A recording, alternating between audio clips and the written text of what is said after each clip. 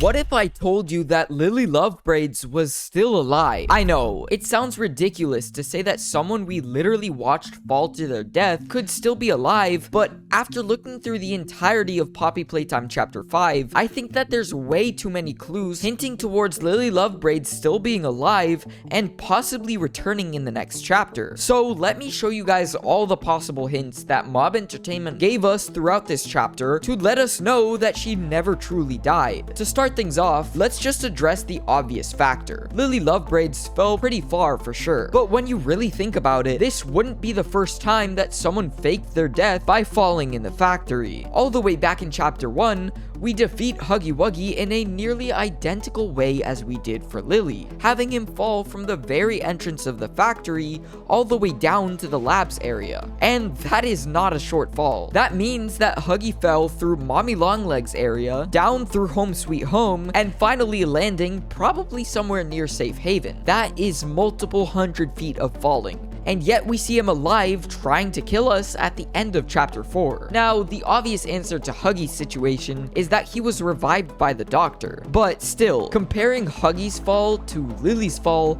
it's pretty obvious that Lily does have a good chance of surviving this. In fact, I'd say she's probably more hurt from the metal platform that fell on top of her rather than the actual fall that she took. And even then, by taking a look at that metal platform, it was completely hollow. You can literally see it break open the second that it hits the floor, and to be honest, even from how it breaks, it doesn't even look that heavy. The only thing that would have actually hit her is this one piece of metal, which isn't like a full concrete block that's landing on her, it's only just like a metal screen. Which, while yeah, a metal screen falling on you would be pretty fatal if you're a human, but for a toy, we can't really say if that would kill her. I mean, we've seen toys survive much more than just a fall like that. Take Kissy Missy, for example. At the end of chapter 3, she survived a fight from Yarnaby. After that, she survived a full-on explosion from the prototype and had her arm completely ripped off. Yet she's still...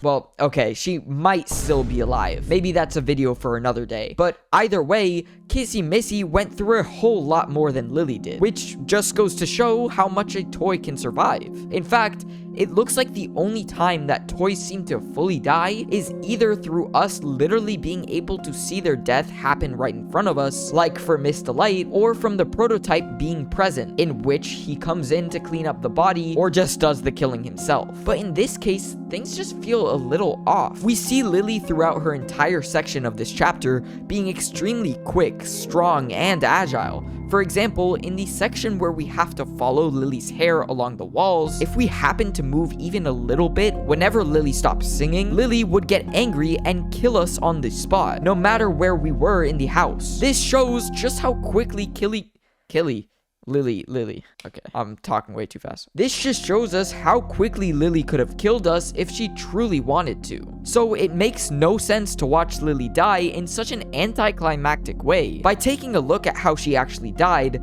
she stands on this platform for an entire 15 seconds before we actually kill her. That's 15 seconds of her monologuing on a very sturdy and easily breakable platform. You can call it bad writing or just the game letting us easily kill her, but it does just feel too convenient. When we killed Mr. Light, it was through a gruesome level of painstaking puzzle solving where we had to quickly shut a lever before she got to us. And even then, we literally get to see Mr. Light die directly in front of us. We don't see anything from Lily Lovebraid's death, however. We don't actually see her die, since she just gets covered up by that metal piece. Okay, but all of that is still not enough evidence to prove that she's alive. All it does prove is that it is possible for her to have survived this fall. But I still have one more piece of evidence behind this theory. In Poppy Playtime, one of the most useful tools for solving questions about certain characters are the cardboard cutouts that we find of them around the factory. There's characters like the smiling critters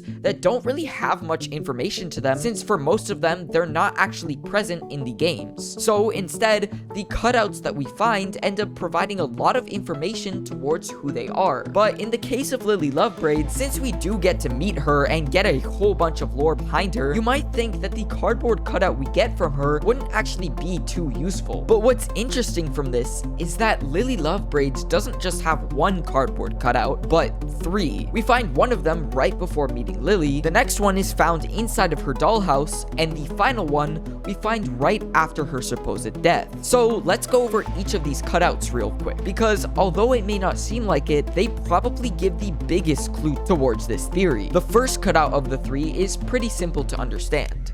Hi, I'm Lily Lovebraids, the girl with flair and out-of-this-world hair. Join me for a slumber party, and we can braid each other's hair. It's simply Lily Lovebraids inviting us to her house. Quite literally, she tells us that we should join her in a slumber party. I know it seems kind of weird to point out, but it'll make sense in a second. Just trust me. After this, we go into her house, find Lily, and later find the second cardboard cutout. Isn't hair so amazing? It grows right through your skin.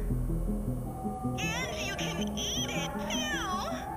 This one's a little confusing, but I think what it's trying to tell us here is that Lily Lovebraids has been quite literally eating her hair as a form of staying alive. We know a big part behind almost every toy in this factory is that they eat human flesh to stay alive. So this is obviously meant to be a way for Mob Entertainment to tell us how Lily has survived all this time at the bottom of the factory. And specifically, after this moment is when we are trapped in her tea party, where Lily brings us into the prototype. Okay, so far, we've had a cardboard cutout talking about us going to Lily's dollhouse, and then right after, we go to Lily's dollhouse. Then, there's a cardboard cutout telling us how Lily has been eating her own hair to survive, and then Lily quite literally tries to feed us and Poppy to the prototype. So, from what it seems, these cutouts are being very literal in implying what's to come. So with that in mind, let's just take a listen to the third and final cutout we get right after killing Lily Lovebraids.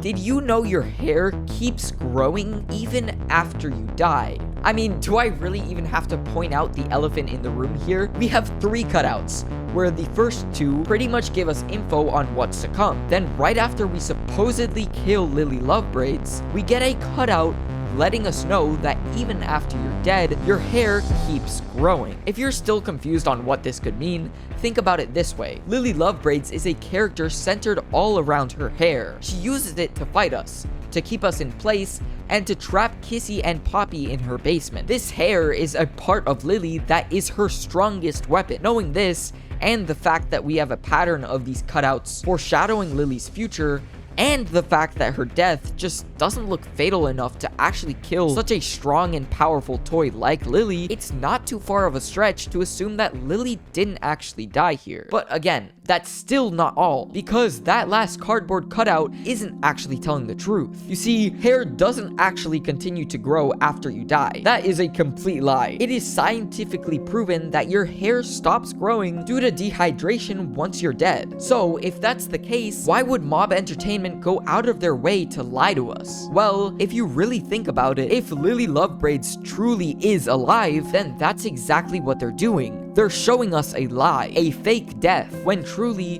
Lily Lovebraids didn't actually die here. They then proceed to lie to us again, to literally tell us that Lily Lovebraids is still alive. Her hair is still growing. But that's all for now. Let me know what you think down in the comments.